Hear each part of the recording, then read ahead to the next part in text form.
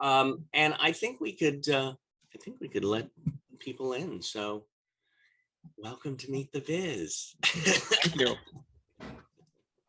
I love it. Oh, Hey, how's everyone doing? Good. Woo! How are you today? Hey guys, how are you? Hello, guys. Good. How are you, Santiago? Hey, Hi everybody. baby. Hey, everyone. Hey, Hey, Shannon. David. Hi, Hey, David. so many David. people. Hi, David. Hey, we're having a party today. Hey, David. What Hey. party?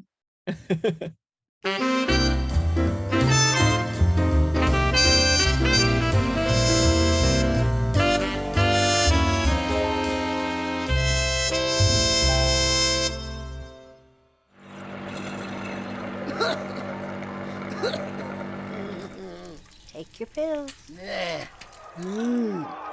All right, yeah. It's okay.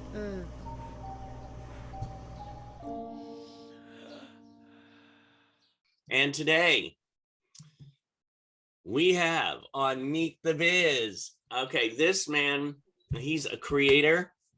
He's a director of many genres like animation, cult, and horror.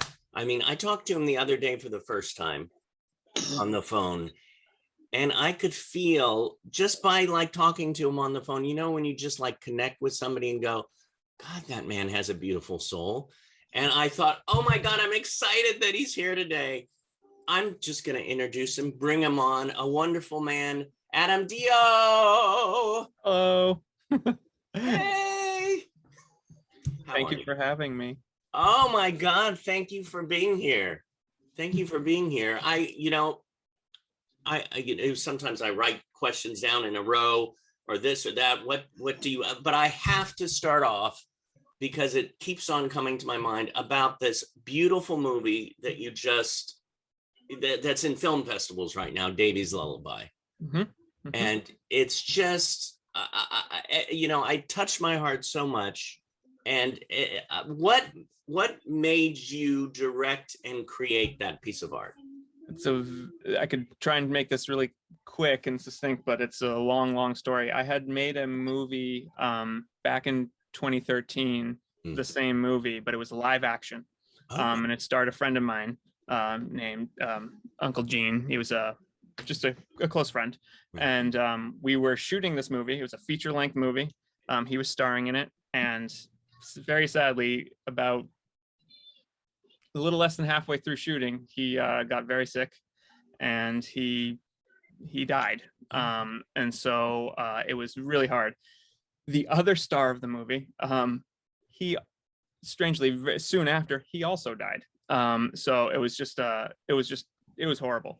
So I didn't really think about it for a long time because it was devastating. Then in 2020, I was about to shoot a really big action film in Hawaii called Decade of the Dead. It's a zombie movie. Yeah. And we went out and we did our location scout, and on the way back we weren't all feeling very well, and our producer got really sick, and our director of photography got really sick, and our producer was put on a respirator, and and we found out about COVID, and so we had to cancel the film. We were supposed to shoot April 1st, 2020. Right.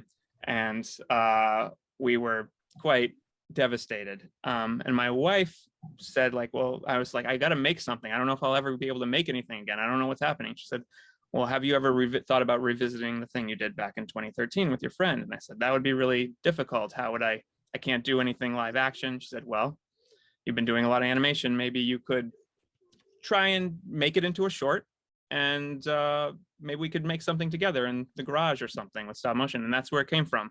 So we wrote a little small part of that movie. We took just the main part of it at the beginning, like the inciting incident. Yeah. Made some puppets, made some sets in the garage, and 2 years later, it took 2 years to shoot it. Every single night, after I put my son to bed, I'd go out there and shoot all night by myself in the garage. And then we made this little movie. And that's what it is. And with that, I mean, we'll get into Casey and you know, and how we and Mary and how we got all that together. But it was everything worked out really well. So. Well, you know, Casey, of course I've known, like I told you, Mary for years. She was one of my first friends when I got to Los Angeles, and she just opened the door to this, to my life, to my, and I'm so blessed with it. And everybody, exciting news. The stars of this wonderful film are here today too, as well. It's Casey and Mary Rings. There they are. Hey. Hi, Adam. Hi, David. Good to see you both. Hello. We're so happy to be here too. Oh, I love it. Well, again, I saw this film because Mary said, you have to come see this film and this and that. And then she sent me a link. I watched it and I was just crying and laughing and going, oh my God. And how did you decide to cast Casey and Mary?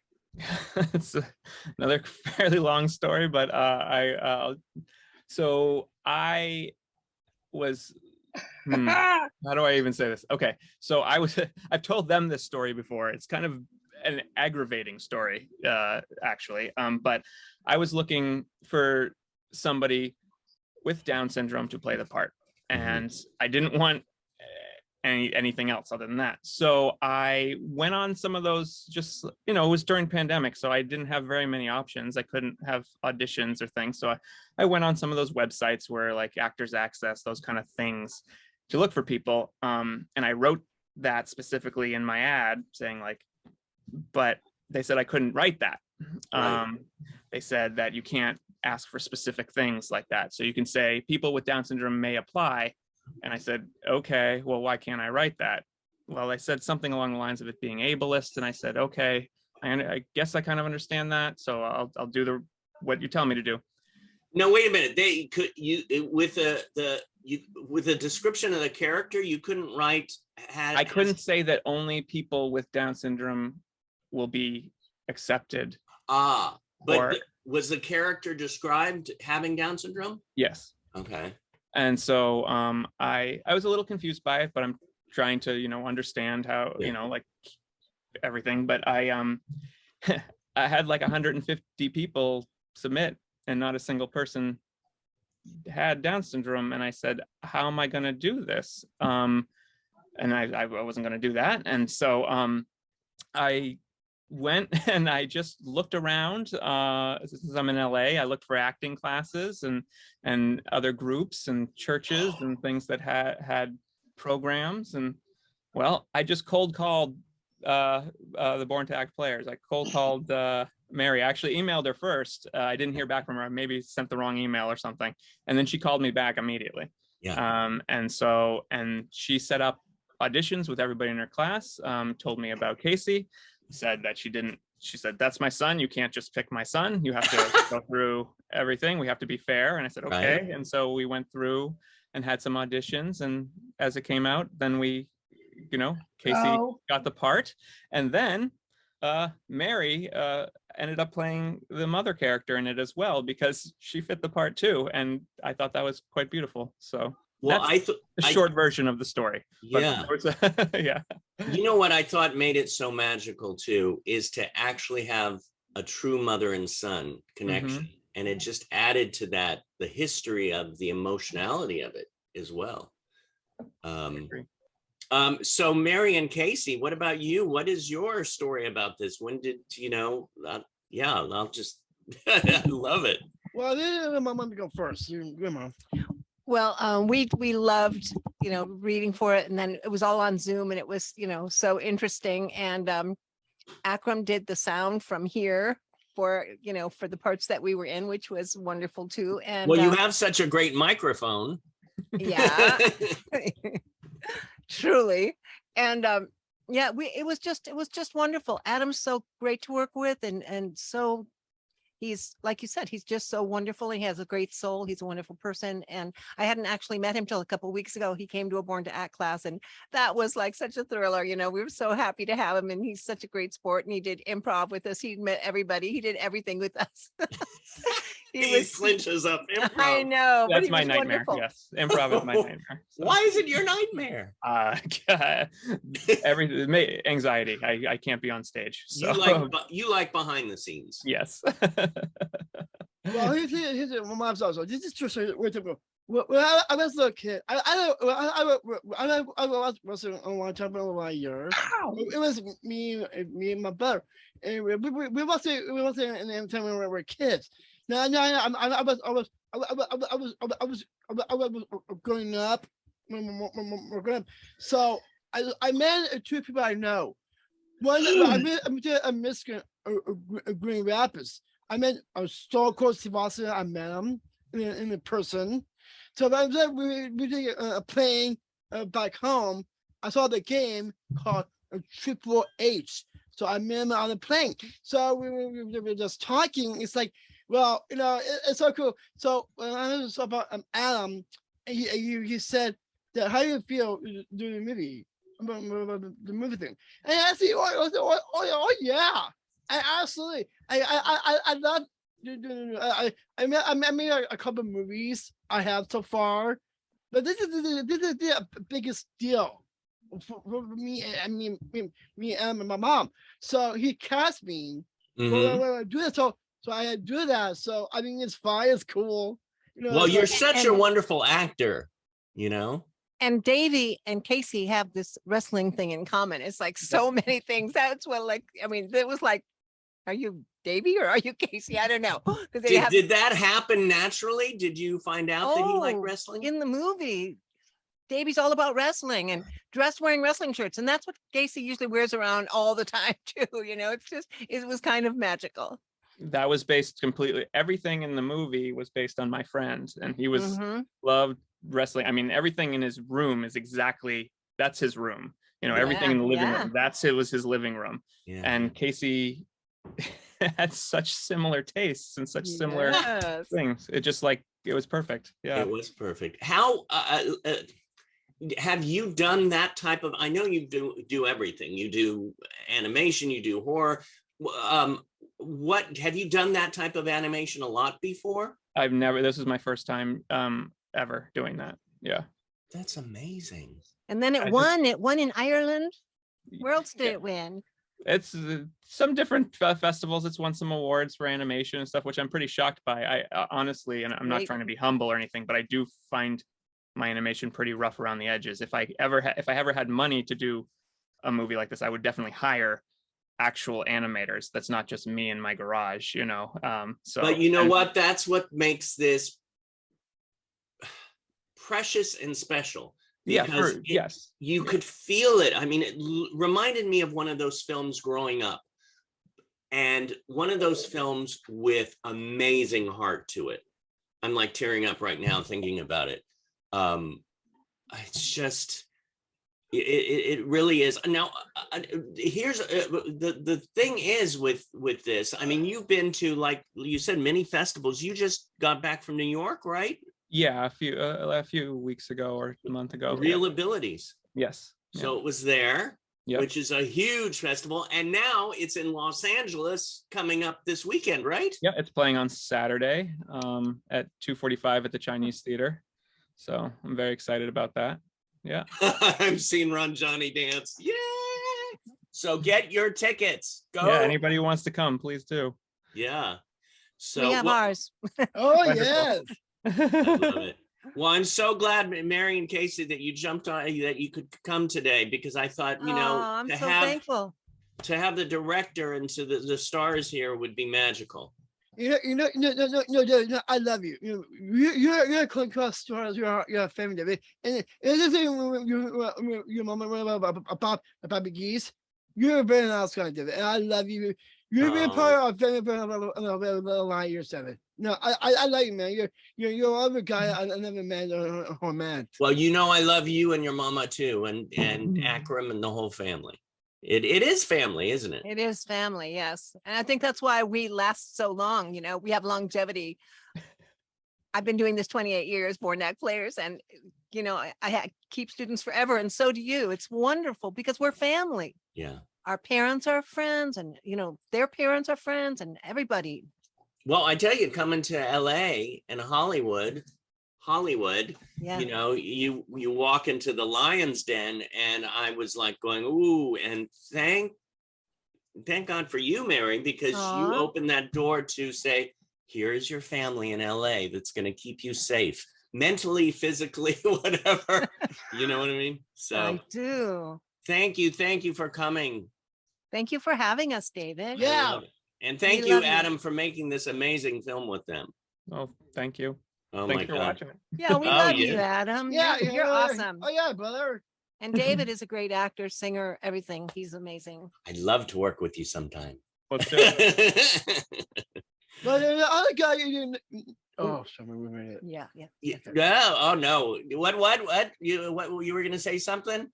Yeah, you Mr. Allison. My mom knows the guy and his kid. Oh, cool. Anderson's another young director like Adam, you know. He's Yeah. very nice also. Yeah. Well, Adam, like I said, I grew up loving cult films, and you have directed numerous features, including films like Psycho Sleepover, Yeah. Yeti, A Love Story for Trauma Yeah, a Entertainment. lot of trauma movies. Yeah. That's huge. And it's like I'm reading this and going, and for the Sci-Fi Network, and you work for DreamWorks Animation. What I now where did this all spark from? Oh, like in the beginning? In the beginning, when God created Adam. Let's see. I worked at a video store, you know, back in high school. I hadn't really watched many movies at all. And when I was there, that was just kind of a film school. So in high school, I made 2 really bad features on VHS, you know, and then I made a zombie movie with a bunch of my friends for $80 called The Mental Dead. It was a zombie movie. My dad and me built the sets out of cardboard boxes, and we made the whole movie we made for $80, and then but it got sold. It got distribution. We sold it for $5,000 off of $80, and so I said, oh, maybe I can keep doing this. And then we made that Yeti movie, which was known as one of the worst films ever made. And so, but that I'm busy doing my class. Are you? Who's that? Please mute yourself if you're not Adam. And so we just, I just kept doing it with my friends. I co-directed a bunch of movies with my friend Eric, and my friend Jim wrote them, and we all lived in Boston together. We all moved out to LA together, and we still work together, and we keep making things. And and then we need things for our day jobs, but it's still in the film industry. So my friend Eric, he works in editing for reality TV shows, and I do animation for different companies, and I direct things for a lot of different companies. I work for Apple and Gibson Guitars and a bunch of other things, and so we just have to try and just keep going. And during the pandemic, I've been working on my computer the whole time, so I haven't been able to go out too much and shoot things. But I did do one movie, that zombie movie that got canceled in 2020. I ended up shooting it last year. Was that in Hawaii? Yeah, we shot it in Hawaii on Oahu, and that one we're just finishing up this week. It'll be a picture locked this week, and so I'm really excited about that one. It's a crazy zombie movie with boats and helicopters and all kinds of crazy stuff. But what I really want to do now is that it's so hard to make those kind of movies, and to go out there, and with the with all the COVID protocols in this, it's very difficult, and it's hard. It's not the most fun, but I really want to just do more animation. I want to do more things with these guys. Oh, good. Are you thinking of actually maybe selling dolls like that?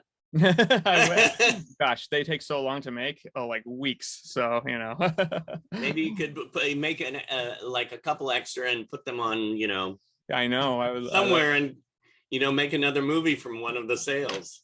Yeah, maybe. You were talking about so many different things, and one of the things that rang in my head was Boston. Yeah. That you grew up in Boston, and we have a wonderful actress here today from Boston, who I met on the set of Amazon's Love You More, and Mhm. she also starred in the wonderful show Away, Miss Felicia Patty, and she wanted to say hello, and she had a question as well. Hi, Hello. how you doing today? I'm good. How are you? I'm doing okay. Just hanging in there. Yeah. Yeah. My question was, what time does directors get up in the morning?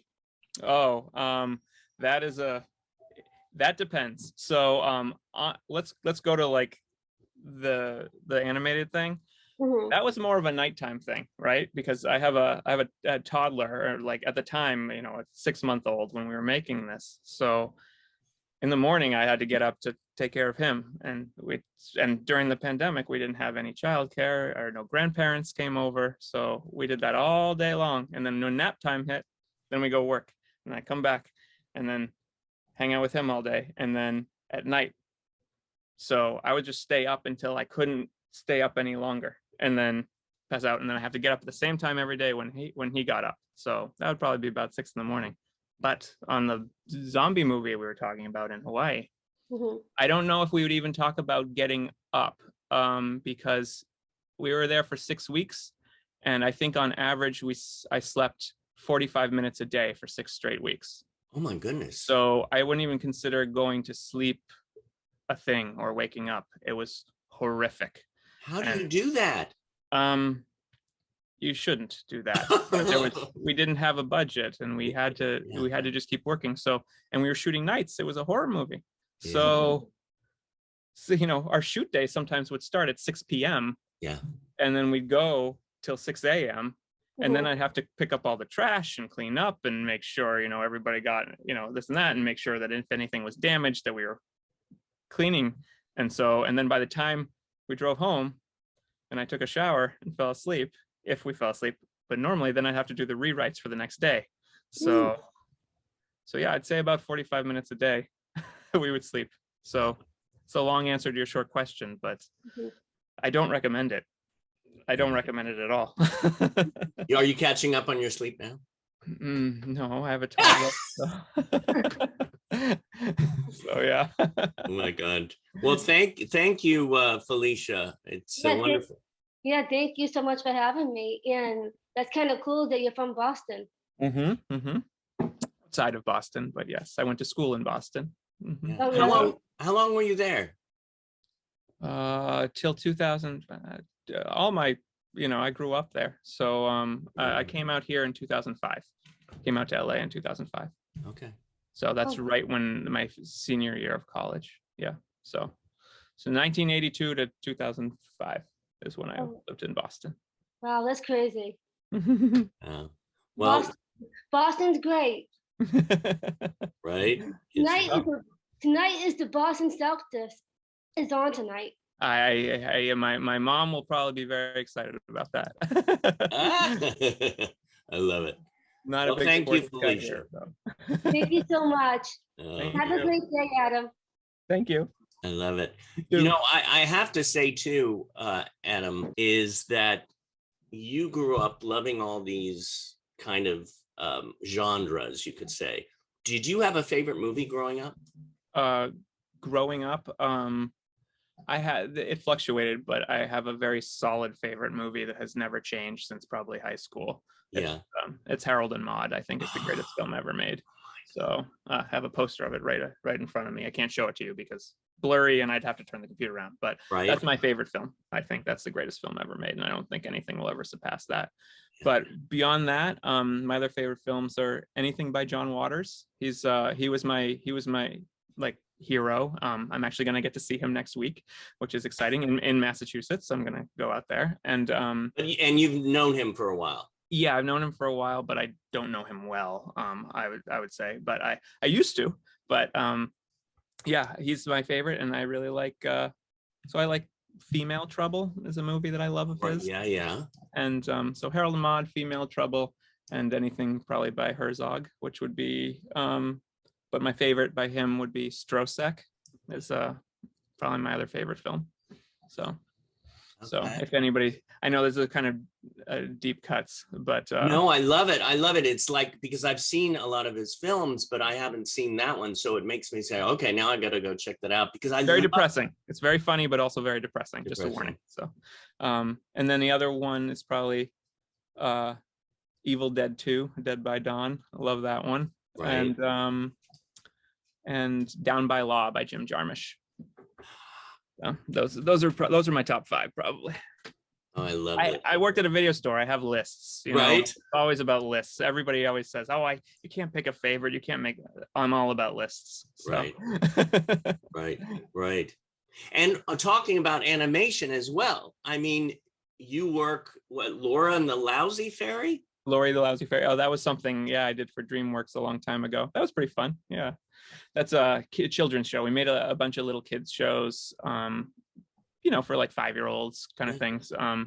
Those were animated programs that, we just kind of cranked those out. They were like 4 minutes long each. Those little like bite-sized things. Those was fun. I would like to go back to doing that, but it's a lot of work for a lot of, not very sustainable to Right. make all that stuff. Yeah, it's pretty Right. hard.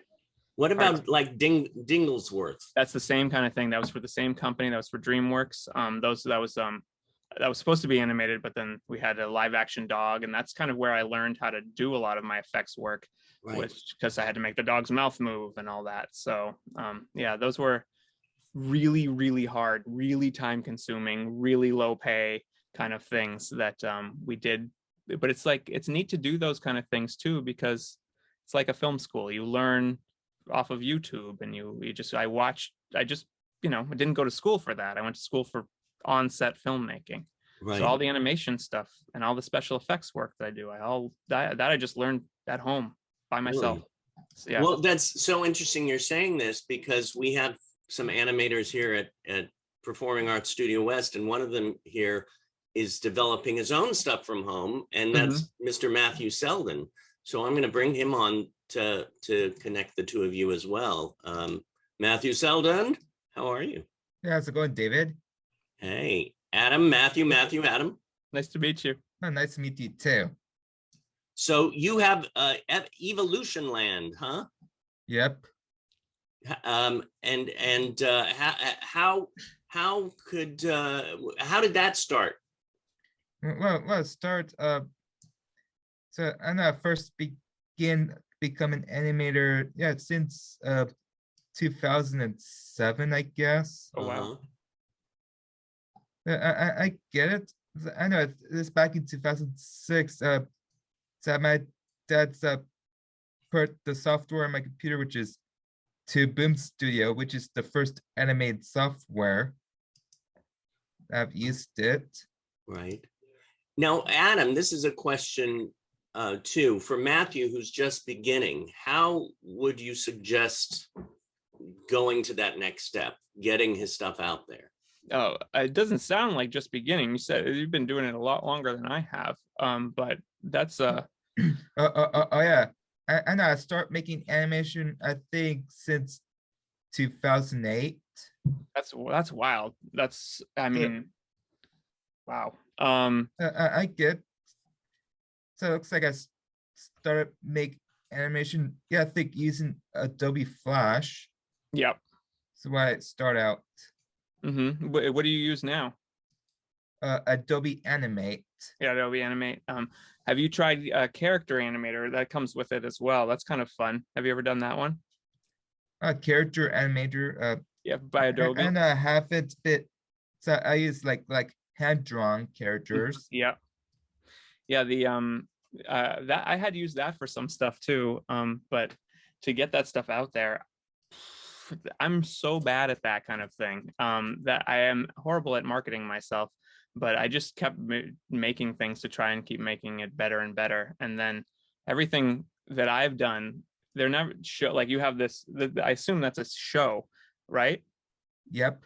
And so like those kind of things, we never made them first and then put them out there. We always had a company that said we want X amount of things, and then we'd pitch ideas. We'd write 50 shows and they'd pick one. You spend a year writing these things and then they all get thrown away. It was pretty hard to do. I agree so too. Yeah. So How did you get your first job in animation? Me? Do you know how I get my Or first both job? of you, both of you. why don't you go? I don't know. I haven't being a paid. I get getting paid of making animation. So I'm doing just for fun. Mm-hmm. That's exactly what I would. Let's see. aim for me. I think I should start to monetize. I think monetize the videos. Yeah, and advertise them and yeah, that's probably the way. And then try and find some other type of larger company or something to put those things out there. So that's the only way we got our stuff seen. All right. Well, I'll have to send you the links of Evolution Land so you can see it, and of course, Yeah. I so cannot you wait. guys could be connected there. That sounds wonderful. Thank you, Matthew. All right. You're welcome. Thank you. See. Yes. I love connecting people and see where it goes and what happens with it. One thing that I wanted to ask too is what is your biggest joy in life? Mhm. Oh, that's pretty easy. That would be my son. So that's a very easy question. Yeah, but I can't think of anything else, Love it. that's it. So, but and I would not say that making films is a joy at this point. I hate to say that. It used to be, but Yeah. once I had him, everything else kind of got put to the side, and then your priorities change, That's being creative and yeah. all that. And it's kind of a sad, I wouldn't say it's a sad thing. It's just different, things just change. But it also makes me want to make things that are a little bit different. Things like the Davy short, something like that, something that's more personal. Other stuff, like zombie movies or these cult movies, they're fun to make. And I was doing that to, connect with my friends and make things that I liked to watch. But, now it's a little different. I don't know. I just look at things differently. Yeah. I can't really put my finger on it. No, I completely understand, especially over these last 2 years. I mean, Yes. my 3 world- years. Oh my God, is it 3 now? No, I don't know. It's, No, I think you're 20 right. years maybe. Yeah, I don't know. Oh my God. But even, as things happen in your life, things shift, and then you realize, and if you look at it, and I always look at things the positive way, again, I could go back to Mary Rings and the family that I have now. I am just so happy that I'm here at this moment. I've thought, I'm going to be an actor and this and that. And I've done acting, and then I went into casting after my dad passed away and things shifted, but then I still did this and that. And so, taking the journey. Mm-hmm. Taking the journey. We, I know that we have a bunch of people who want to ask some questions, and we got a little more time. So how about Gary Tewksbury? Gary. Yes, I'm right here. Hi, David. Hey. Nice to meet you, Adam. I think you Gary. already answered my question, but that's all right.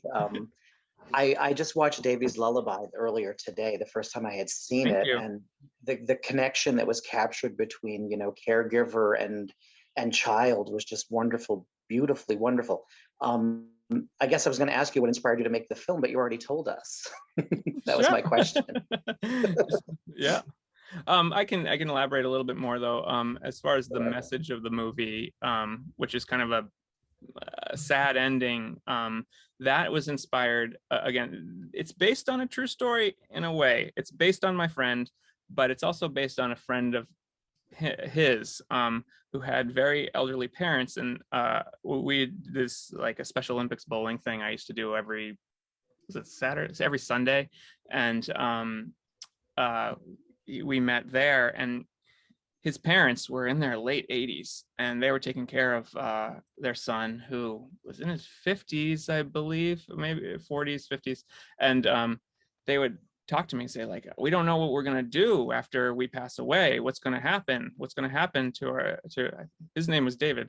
And what's going to happen to him? And that really stuck with me. And I thought, yeah, I was just volunteering. I was just, there having fun. Didn't have any answers to that. And it seems like a lot of people still don't have great answers to that. And so that's what I was that's kind of inspired me to do it as well, to just, have some sort of message, some sort of awareness, just have people think, well, what does happen to people that do need a little bit of extra care and after their caregivers are gone. So. Yeah, it definitely resonated. My father had a stroke several years ago, and I help him as well as work towards my career as a voice actor. So it definitely resonated with me, and so thank you for making it. Well, thank you for watching. Thank you, Gary. Thank you, David.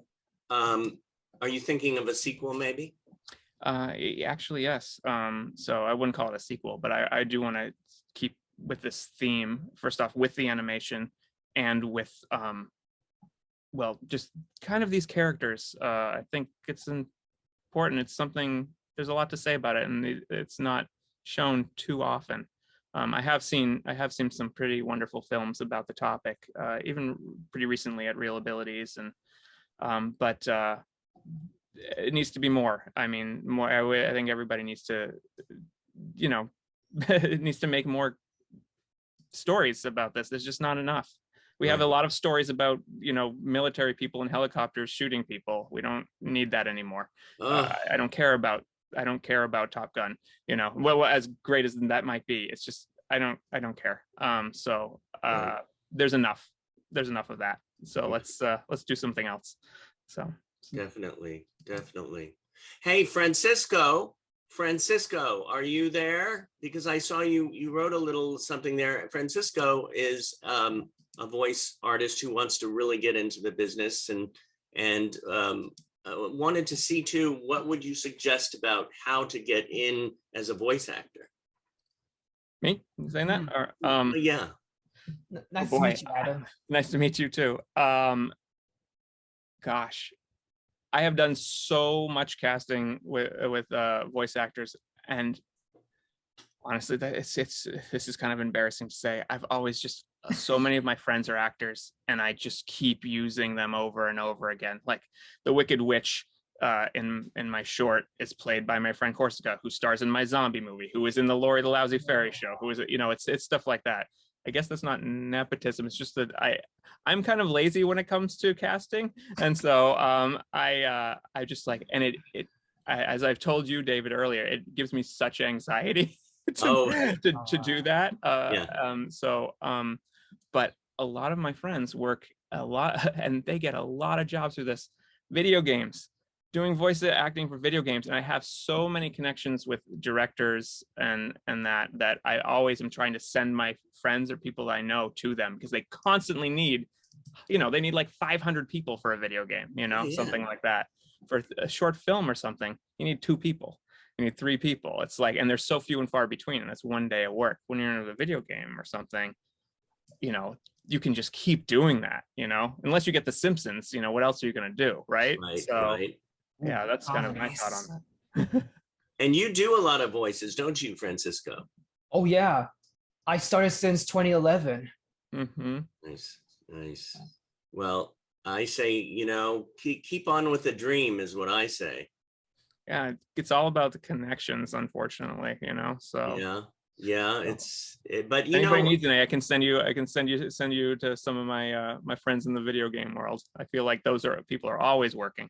So. I love video games. Doesn't matter how long or short it is. I can do long scripts. Yeah, they're just like constantly making those things. I know nothing about that, but yeah, me neither. My friends do.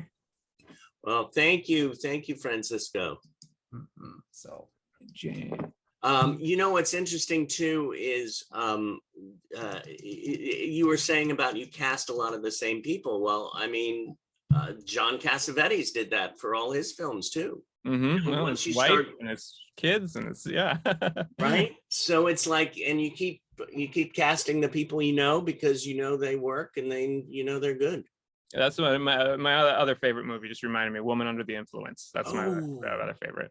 Yeah. Impossible to watch because it's so devastating, but one of my favorites. So. Well, it's that balance of life and things that, you know, come out of the dark sometimes, and vampires or this or that, zombies. What is it about this too? You know, people say, oh, it's those horror films, they're corrupting people and they're making them do things. But I grew up and I became a nice person and I loved horror films. Me too. So I don't know if I'm a nice person. That's for anybody else to judge. But Right. But yeah, I love that stuff. But I only like that stuff. I wouldn't say those are my favorite kinds of movies. I just loved the craft of it, and the special effects really intrigued me. Like, oh my gosh, how did they do that? Yeah. Now I'm gonna sound real old now and kind of a curmudgeon, but like, you just use CG and everything's easy. Not easy, but everything's just like you can do anything. But I like to figure out like, oh, where was the string here? Where was the spout that came out of the person's neck that did that? That's what intrigued me about things like Evil Dead or Dawn of the Dead. I love the special effects and the makeup. So that's what really excited me about that stuff. So, well, my favorite movies, you know, were more heavy drama. Night of the Living Dead, I used to turn on all the lights. Took me like 10 times to finally get past the first 2 minutes. And finally I turned on all the lights in the house. This was a Creature Features, watching it at 11 p.m. at night, eating my split pea soup. I don't know why I remember that. That was a different movie. That's The Exorcist, yes. Right. But I finally made it through. You know, we have another voice actor here, Julian Carrasco. Julian, let's see where we can get you. Hey, Adam. Hello, how you doing? Good. Just writing some stuff too. Yeah. I just had an idea too. Great. What is it? No, don't tell me. Then I'll steal it. So. My question is, when you write something, or like, what do you like picture in your head? Oh, okay. So whenever I always come up with something, obviously before I write it, and then I talk about it till it's the most boring thing in the world. I talk to my friends, I talk to my wife about it. So everything that I've written has been talked to death. And so usually by the time I actually do write something, I've already figured out everything that happens with it. So I'm not sure. You get emotional? Say that again? When you write, do you think of like being emotional? I usually get my emotion of writing is usually frustration. I don't consider myself a writer. I do it out of necessity because I can't afford anybody else to write the things for me. So I've always just done it out of that. But when it came to this short, it was impossible for me to write. It was so difficult because I was just crying the whole time because I just kept thinking about my friend. But I always thought that would be kind of like, okay, if it is making me think that, maybe this will resonate with somebody else as well. When it came to like a horror movie, I was just trying to figure out the best gags. You know, I would always think about like, oh, how are we going to blow this thing up, or how are we going to do that? And that's just fun. That's more of like, I would do that with my friends. But this is one of the few things that I've written by myself, was the short. Everything else I've written with my friend Eric and my friend Jim that I mentioned earlier, and then my other partner Enzo. I always try and find people that are much better than me to write things for me. But collaboration. Yeah, but for a short, this was I had help with it. You know, of course, my wife and my friend Amalia. She helped me a lot. She's a very big writer, and she would do my notes and things like that. But when I think about it, this one was very emotional. Everything else I've done has not been. It's just been funny, you know, and comedy. Everything else has been comedy. This is my first drama thing, but same thing with me. I write whatever, and then I try to see if to put it together, if it makes sense. Yeah. Well, then you thank just- you. Thank you, go. Julian. Thank you, David. Oh, sorry, you were saying, Adam. Nope, nope. I was just saying, you just keep trying things and keep getting rid of the loop, the holes. That's what I kept trying to do. So there's always holes. So Yeah. you find them even when you're editing. That's my favorite part, is when I actually edit after the writing, after you shoot it, just editing and cutting everything out. So fixing things. Yeah. So, Let's see. I think we have time for two more. How about Shannon Diericks? Hey, Hey. hey, Shannon. I do have a question for you. Great. What's the most challenging thing about making David's lullaby? Okay. Everything. There was nothing that was not challenging about it. But this is kind of a cop-out kind of answer, but costumes and sewing, I Mhm. cannot do that at all. Ah, That was the one thing that I could not figure out. Making these tiny little costumes and everything, and sewing these things. So I don't know how to do any of that. So my wife did that. I was like sitting at sewing in the middle of the night, trying to be quiet so my son didn't wake up like crying, because I could not do it. So my wife had to end up doing all of that stuff. So I have decided that I will never sew. That is, I can't do it. My fingers are too fat, and I could not do it. I Right. could not do it. But the hardest thing was probably just writing it and making sure that I was going to hit the right emotional notes that I wanted to. I don't know if I fully succeeded to me, but I got almost there. But this is my first try. And then just the time consuming aspect of it is finding the time to do these things was so hard, because if you've, I don't know if you've seen the film, but some of it's in American Sign Language, and moving these tiny, I mean, I don't know if you can look at my finger and see how small, this out of focus thing, how small their fingers are. And having, he's out of focus. I don't know what this thing is, but anyway, yeah, there you go. Oh, there it is. How Yeah. small it is. Having to move these little fingers and everything, and making sure it was right. My mother speaks sign language, and she taught at, speaking of Boston, she taught at Perkins School for the Deaf, Blind, and Multi-Handicap, and that's where my father and her met. And she did help me with all the sign language. I used to speak sign language up until I was like 5 years old, but I've lost it. I can still understand it fairly well, but I need to come back to it. But that was really hard, making sure that was accurate and not cutting away from that stuff to show the sign language. And my friend, who is the person who this is based on, he had a very different sign language. He didn't do normal American Sign Language. He had his own signs. And so keeping true to that, having them be slightly wrong, not wrong, but different, so that was really hard. I love how you incorporate all that, though. I was just trying to keep it exactly like, who he was. So it's like, How long did it take you to make this film? 2 years. It was 2 years of working probably 5 days a week. Wow. Yeah. And then editing it and doing all that. Like, one thing to say is the blinks, they're not those are digital. That's the one thing I didn't do in camera, because it was just like having to take their eyes out and put it back. It just, I couldn't do that. Right. So that, you think about, like, that was another 5 months of blinks of just me sitting at my computer doing blinks, things like that. So, but cleaning up thumbprints or taking out screws on the bottom of his feet, things like that. So Right. yeah. Oh my gosh, that's amazing. It's Very amazing. time-consuming. But it's that thing when it comes from here, you make magic.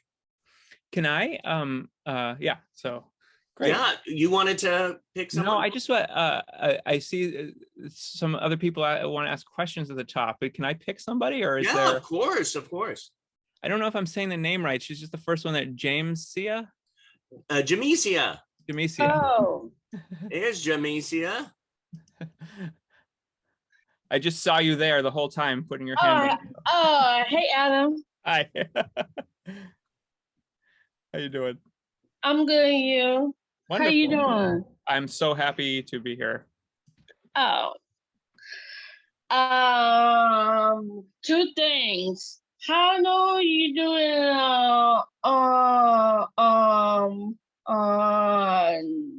director. How am I doing on it? Like how's it going? How you doing on director? Let me see if I can answer that correctly.